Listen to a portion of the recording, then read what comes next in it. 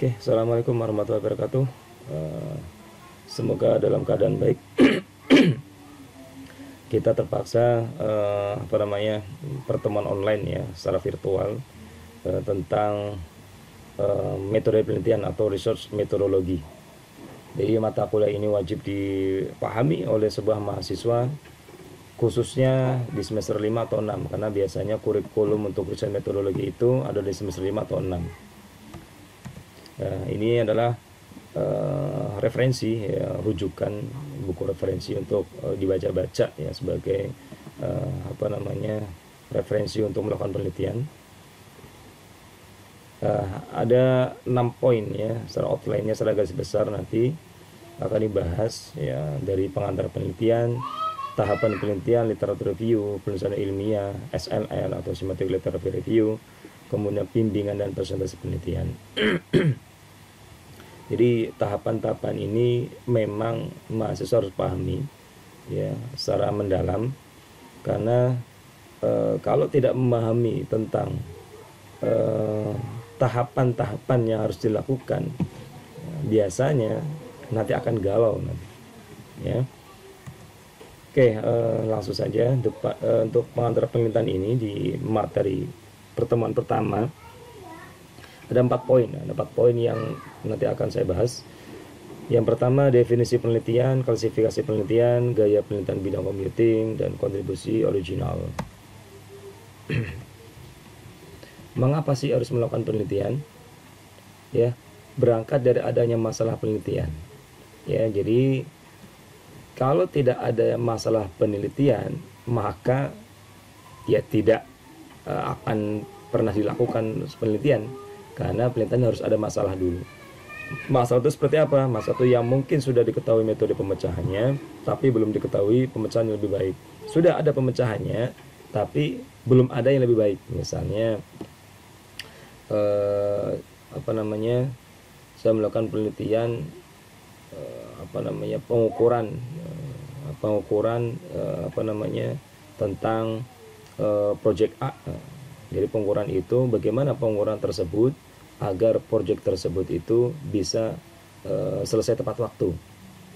Itu nanti bisa sudah ada. Nanti ada beberapa pemecahan-pemecahan yang memang bukan tepat waktu lagi, tapi biasanya lebih awal. Nah, seperti itu. Contoh. Kemudian research sendiri artinya kalau dalam bahasa Inggris itu ya, research, kalau dalam Prancis itu research, kembali, to search, mencari. Jadi ya memang kalau kita melakukan penelitian ya mencari kembali. Jadi contohnya misal kita mencari penelitian sebelumnya minimal 3 tahun terakhir. Biasanya 3 tahun terakhir ini di bidang garapan kita apa, misalnya sistem informasi ya, berarti kita cari tuh bidang garapan sistem informasi di 3 tahun terakhir itu yang ngetren apa. Jadi peneliti tersebut ya membahas tentang apa, masalahnya apa, mereka tuh pemecahannya menggunakan apa. Nah itu 3 tahun terakhir. Jadi jangan sampai kita meneliti misalnya saya toko itu belum punya web, contohnya misalnya saya akan bikin web lah, web seperti apa. Nanti kalau misal di sidang ditanya, lah kenapa Anda buat website, masalahnya apa? Seperti itu ditanya, kenapa, why. Jangan sampai kita buat website biasanya alasannya karena pelanggannya itu bisa seluruh dunia. Ternyata kalau misalnya buat website yang nggak pernah dilihat sama orang, bagaimana? Nah, gitu ya. Jadi harus ada alasan-alasannya. Jadi penelitian itu menurut Brinson tahun 2008, the process exploring the unknown, studying and learning new things, building new knowledge about things that no one has understood before. Jadi sebuah proses exploring yang belum, memang eksplorasi yang belum diketahui, mempelajari dan belajar tentang hal-hal yang baru, membangun pengetahuan yang baru tentang apa yang belum diketahui sebelumnya atau apa yang belum dipahami sebelumnya. Apa sih yang dikejar dalam penelitian? Dawson mengatakan bahwa research is considered activity which aim to make an original contribution to knowledge. Jadi riset itu adalah aktivitas ya, sebuah aktivitas yang bertujuan untuk membuat sebuah kontribusi original dalam pengetahuan. Jadi maksudnya original pengetahuan, misalnya saya ada contoh kasus, misalnya saya ingin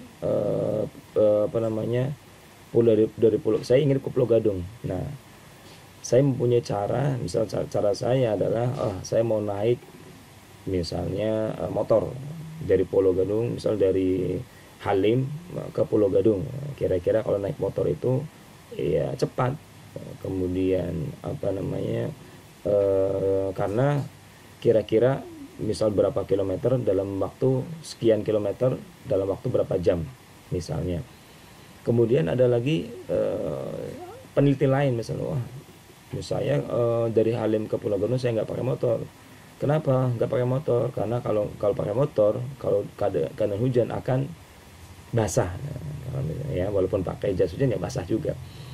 Saya menggunakan mobil, misalnya, ya sampai di Pulau Gadung walaupun waktunya agak lama, tapi kalau hujan tidak basah dan lebih aman, misalnya. Itu menurut peneliti yang kedua. Nah, penelitian yang ketiga, misalnya, wah ini peneliti A sampai B, misalnya A menggunakan motor, B menggunakan mobil. Nah, peneliti C ini baca nih penelitian A dan B, kemudian wah punya ide lagi, saya mau menggabungkan nih antara penelitian A dan B, jadilah sebuah misalnya BEMO, ya. Jadi walaupun memakai motor tapi ada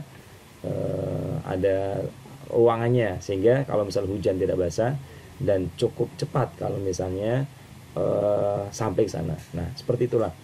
Jadi kontribusi dalam pengetahuan. Nanti kontribusi caranya seperti apa? Ya. Bentuk kontribusi penelitian, kegiatan penyelidikan dan investigasinya. Artinya ya kita baca-baca, ya penyelidikan, investigasi. Namanya investigasi itu berarti tidak cepat. Nah, investigasi itu biasanya dalam 3 bulan. Kalau polisi itu atau KPK menentukan tersangka itu misalnya ya tidak seminggu 2 minggu, biasanya bahkan tahunan baru bisa menentukan bahwa oh ini adalah tersangkanya. Sama dalam penelitian juga sama, kita investigasi, kita mencari membaca-baca literatur terhadap sebuah masalah yang dilakukan secara berulang-ulang dan sistematis tadi saya sampaikan. Jadi kita cari yang sering dilakukan peneliti di 3 tahun terakhir. Apa sih masalah yang dibahas? Ya, masalah yang dibahas apa, kemudian apa yang dilakukan atau solusinya apa. Nah, itu kita baca-baca. Dari situlah nanti kita akan bisa melihat masalah yang ngetrend, ya, yang dilakukan oleh peneliti di bidang sistem informasi misalnya. Kemudian oh si A caranya seperti ini, si B caranya seperti ini, si C seperti ini. Nah, dari situlah kita baca-baca. Dari situ kita bisa menemukan sebuah cara tersendiri, ya, untuk menangani atau memecahkan masalah yang sama atau merevisi teori yang ada, merevisi teori, fakta, dan aplikasi. Itu menurut Benson tahun 2008. Apa sih penelitian itu? Penelitian dilakukan karena ada masalah penelitian, di mana masalah penelitian tersendiri muncul karena ada latar belakang masalah. Kemudian penelitian dilakukan secara terencana, sistematis, berulang-ulang, dan terukur. Penelitian harus memiliki original, kebaruan, serta menghasilkan kontribusi original pada pengetahuan. Jadi jangan sampai penelitian kita, ya kebetulan ini skripsi, misalnya skripsi skripsi tahun 2020 sama dengan skripsi tahun 2000 atau tahun 1998 misalnya, itu nanti bahaya itu, ya. Minimal 3 tahun terakhir, ya, penelitian yang ngetrend di bidang sistem informasi itu apa, ya. Nah, ini beberapa kesalahan pemahaman, ya, ini khususnya di tingkat S1 nih, ya, bahwa membangun software atau aplikasi itu bukanlah tujuan utama penelitian. Artinya memang membangun software itu bukan tujuan penelitian, hanya tes saja, tester aja atau testbed untuk mengukur hasil penelitian. Kontribusi ada yang kontribusi ke masyarakat tidak secara langsung bisa diukur, karena itu bukan dimasukkan ke tujuan tapi kemanfaatan penelitian. Jadi tapi ini tergantung kampus masing-masing ya. Kalau ada yang kebijakan kampus itu harus membuat aplikasi, ya mau gimana lagi. Sebenarnya peneliti itu ya bukan tujuan utama, membangun software itu bukan tujuan utama. Tapi bagaimana tadi apa namanya kontribusi original to knowledge. Jadi ada kontribusi original dalam penanganan masalah. Itu yang apa namanya dicari untuk tingkat S1. Tapi kalau misalnya sebenarnya apa namanya membuat aplikasi ya sudah dikuasai kalau secara kurikulum ya, semester 1 sampai semester 5 itu memang harus mahasiswa sudah ada tahu nih saya sudah punya passion kemana, ini sebenarnya gitu. Jadi sudah diajarkan beberapa pemrograman dasar ya, pemrograman dasar logika, kemudian ada beberapa bahasa pemrograman yang lain yang memang seharusnya buat apa ya, buat dasar mahasiswa tersebut untuk mendukung melakukan penelitian. Nah harusnya jadi kalaupun toh misal diwajibkan membuat aplikasi atau software ya seharusnya secara logika harus bisa. Nah ada beberapa karakter peneliti ya. Peneliti itu sebenarnya boleh salah. Salah apa? Salah hipotesis, salah analisis, salah pengujian hipotesis dan lain-lain. Tapi peneliti tidak boleh berbohong atau menipu. Apa? Bohong, mempermainkan data. Misalnya kita hanya searching nih, judulnya hampir mirip, tinggal diganti aja nih tempatnya. Nah, itu kan permainan data. Kemudian manipulasi hasil pengolahan statistik. Seharusnya statistiknya ini rendah, dibuat nilainya biar tinggi. Itu secara manual. Itu karakter peneliti nih. Ada dua karakter peneliti ya. Jadi peneliti yang jujur dan yang bohong. Nah, kita pilih yang mana gitu ya. Nah, klasifikasi penelitian ini ada 3 ya. Ada pendekatan tentang kualitatif kuantitatif, menggunakan metode penelitian tindakan, eksperimen, studi kasus, survei, kemudian jenis kontribusi, dasar terapan, explanatory dan konfirmatory, deskripsi, eksperimen dan korelasi. Nanti kita masuk kemana ya. Jadi sebenarnya bisa menggunakan pendekatan kualitatif maupun kuantitatif, bisa menggunakan metode-metode yang ada, kemudian bisa menggunakan jenis kontribusinya apa, dasar atau terapan, nah, seperti itu. Nah, kita bahas untuk apa penelitian dalam pendekatan ya, klasifikasi pendekatan. Jadi pendekatan kualitatif itu dasar ilmu sosial biasanya, konsepnya peningkatan pemahaman terhadap sesuatu dan bukan membangun penjelasan dari sesuatu, menurut Princeton tahun 2008. Sifatnya subjektif kalau kualitatif. Dilakukan bidang sistem informasi dengan metode penelitian seperti studi kasus dan survei berbasis pola alur induktif. Jadi pengamatan terhadap objek penelitian. Nanti ini untuk bidang informasi ini kebanyakan memang menggunakan pendekatan kualitatif. Kemudian menghasilkan konsep atau teori baru. Nah, jadi pengamatan terhadap objek, kemudian menghasilkan atau outcome-nya sebuah konsep teori baru. Nah, itu biasanya informasi. Boleh nggak di bidang informasi itu nanti kuantitatif? Ya boleh, silakan aja. Ya tergantung nanti apa yang dibahas, masalahnya apa. Ya udah pendekatan kuantitatif dari ilmu alam misalnya, konsepnya seperti sesuatu dibangun dan bekerja, membangun penjelasan dari sesuatu. Kemudian sifatnya objektif, orientasi ke verifikasi, observasi yang dikontrol.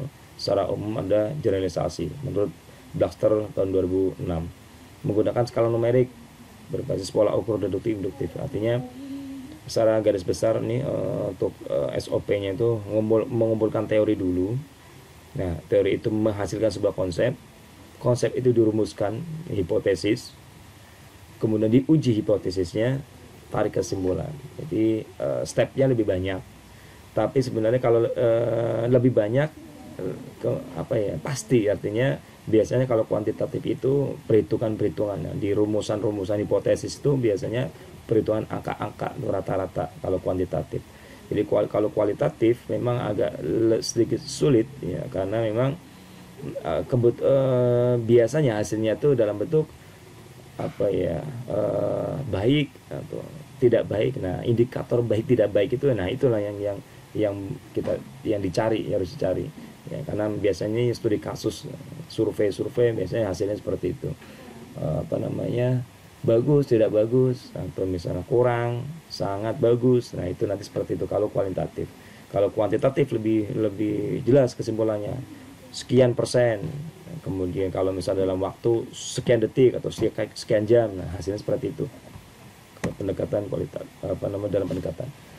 Kemudian penelitian bentuk metode, ya. Jadi penelitian tindakan, misalnya pencatatan penerapan suatu oleh peneliti. Jadi menerapkan sebuah metode tertentu, biasanya untuk dilakukan S1 biasanya penerapan algoritma C4.5 untuk prediksi harga saham misalnya. Kemudian nanti menggunakan eksperimen, investigasi hubungan sebab akibat dengan menggunakan uji coba, melibatkan pengembangan atau evaluasi. Kemudian studi kasus, eksplorasi satu situasi secara mendalam. Jadi kalau studi kasus ini metode juga bisa untuk studi kasus. Dan makanya kalau studi kasus itu kita biasanya terjun ke lapangan langsung, ya. Data-datanya biasanya data-data data-data private biasanya kalau studi kasus itu. Rata-rata seperti itu. Makanya lebih sulit untuk mendapatkan data-data. Kemudian survei, pengumpulan data dari populasi yang bisa diukur dengan cara yang ekonomis.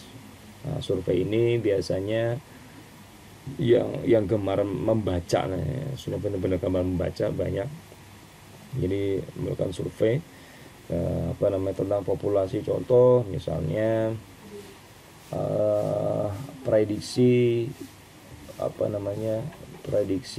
kalau misalnya ini dalam waktu dekat pemilihan wali kota, ya, wali kota itu prediksi pemenang pemilu wali kota tahun 2020 misalnya. Nah, itu biasanya menggunakan sampel populasi yang diukur kalau menggunakan survei. Kalau jenis kontribusi, jadi kontribusi yang murni itu sedikit sulit. Murni benar-benar kita meneliti itu agak sulit, ya. Kontribusi murni itu contohnya ya zaman sekarang agak sulit, ya, kalau murni, ya. Jadi terapan murni kita melakukan penelitian, ya, kayak dulu misalnya menemukan lampu, ya, menemukan lampu, Thomas Alva Edison, bukan lampu, terus ya, benar-benar dulu lah yang memang terapan. Kemudian jadi explanatory, kemudian konfirmatory itu biasanya lebih masuk ke ke kualitatif, ya. Kualitatif itu agak sedikit, ya. Kuantitatif, biasanya konfirmatory itu biasanya ke penelitian kuantitatif lebih banyak. Untuk kualitatif eksploratif lebih sedikit. Jadi kalau terapan itu biasanya, ini contohnya bisa murni ini, dan terapan itu bisa kuantitatif itu lebih banyak, ya, melakukan terapan atau murni. Kemudian ada juga penggabungan, bisa deskripsi, eksperimen, korelasi. Nah, itu yang paling nyaman biasanya 3 di atas, ya. Ya, tapi tergantung masing-masing peneliti, ya. Gaya penelitian di bidang computing. Kita ada 5 gaya penelitian di bidang computing. Ada computer engineering, information system, computer science, software engineering, information technology. Ya, kita masuk kemana nih? Biasanya kalau CA computer engineering itu pengembangan sistem terintegrasi. Kalau information system bisa analisa kebutuhan dan proses bisnis. Makanya nanti kalau misalnya ada mahasiswa sistem informasi itu dalam skripsinya biasanya dikuatkan di analisanya, ya. Jangan sampai program sudah jadi, misalnya aplikasi sudah jadi, analisanya lemah, itu yang bermasalah. Biasanya nanti repot sendiri nanti, ya. Jadi kuatkan analisisnya. Kenapa kok Anda membuatkan seperti ini? Nah, itu biasanya. Kalau computer science biasanya lebih nyaman, ya, karena konsep computing, pengembangan software. Artinya di sini biasanya kolaborasi kalau computer science itu. Informasi teknologi biasanya ke pengembangan dan pengolahan infrastruktur IT, ya, software engineering, pengembangan software dan pengolahan tahapan SDLC. Ya, ini. Dari 5 ini, ya, digabungkan lagi, sebenarnya ada 2 dua metode bidang ya. Informasi sistem itu jadi IS ke IT, jadi IS dan IT, jadi aspek manajemen, organisasi, pemanfaat komputer. Nah, ini kita kalau yang jurusan SI ya, SITI ini masuk di zona hijau. Nah, kalau misalnya aspek teknis, perhitungan, kemudian banyakkan perhitungan di sini ya, dari metode computing itu, ini jargonnya di computer science, computer engineering, dan software engineering. Ini pada zona merah. Biasanya penelitian hard yang mengerikan di sini karena apa? Banyak perhitungan matematiknya di sini. Nah, kita mau memilih mana? Paling nyaman ya kalau misalnya di bidang SI ya, kita di bidang SI gitu ya. IS versus computer science ya. Jadi di bidang informasi sistem ini kontennya apa nanti? Aspek manajemen. Ya, kalau IS manajemen, riset metodenya case study dan survei biar kebanyakan. Objective research objektifnya analysis and application of computing method and information technology. Jadi analisa aplikasi kepada metode computing dan information teknologi. Metode analisisnya informasi teori-teori ya, teori-teori tentang IS. Jadi kalau computer science lebih ke technical aspek technical, kemudian lebih ke eksperimen. Riset objektifnya development of computing method, jadi pengembangan metode analisisnya kemudian teori ya, seperti itu. Jadi mungkin IS lebih mudah ya, karena banyak kita cari di paper-paper tentang IS itu banyak. Nanti di sciencedirect.com itu kita cari tentang bidang information system itu biasanya ribuan, bahkan bisa sampai jutaan orang yang meneliti di bidang informasi sistem, karena dari satu penelitian itu bisa jadi banyak ya, banyak dipecah lagi beberapa penelitian lagi. Kontribusi original. Jadi seperti di awal, menurut Dawson tahun 2009, research is considered activity which aim to make an original contribution to knowledge. Di penelitian itu ya, aktivitas ya, sebuah aktivitas ya, yang bertujuan ya bertujuan untuk membuat sebuah kontribusi original untuk pengetahuan.